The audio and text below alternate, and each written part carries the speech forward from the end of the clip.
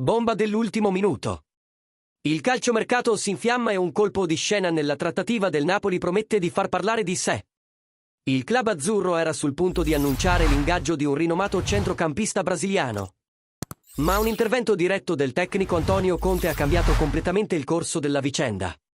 Restate con me fino alla fine per scoprire tutti i dettagli di questo affare che ha fatto impazzire il calcio italiano. E ovviamente lo sapete già, lasciate il vostro like. Iscrivetevi al canale e attivate le notifiche per non perdere nessuna notizia sul nostro amato Napoli. E ora passiamo agli affari. Secondo alcuni retroscena, il Napoli avrebbe fatto notevoli passi avanti nella trattativa per l'arrivo di Arthur Melo, talentuoso centrocampista brasiliano che attualmente milita nella Fiorentina. La dirigenza vedeva in Arthur un tassello strategico per rafforzare il centro della squadra, puntando sulla sua esperienza internazionale e sulle sue qualità tecniche.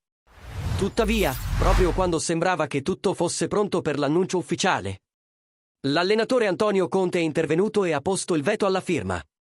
Fonti vicine al club rivelano che Conte avrebbe sostenuto: "Mi avete promesso un altro giocatore", indicando che la sua preferenza sarebbe stata per un atleta con caratteristiche diverse da quelle presentate da Arthur. La decisione di Conte riflette la sua visione tattica e il profilo del giocatore che vuole aggiungere alla rosa partenopea. Il tecnico è alla ricerca di un centrocampista con maggiore capacità difensiva e intensità fisica, caratteristiche che considera essenziali per implementare il suo stile di gioco. Con queste premesse, il consiglio di amministrazione del Napoli torna sul mercato alla ricerca di alternative che rispondano alle esigenze di Conte, con l'obiettivo di rinforzare efficacemente la squadra in vista delle sfide della prossima stagione. E ora vogliamo sapere cosa ne pensate voi.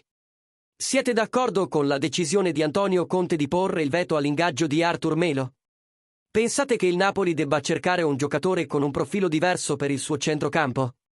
Lascia il tuo commento qui sotto e partecipa a questa discussione che promette di movimentare il calciomercato nei prossimi giorni.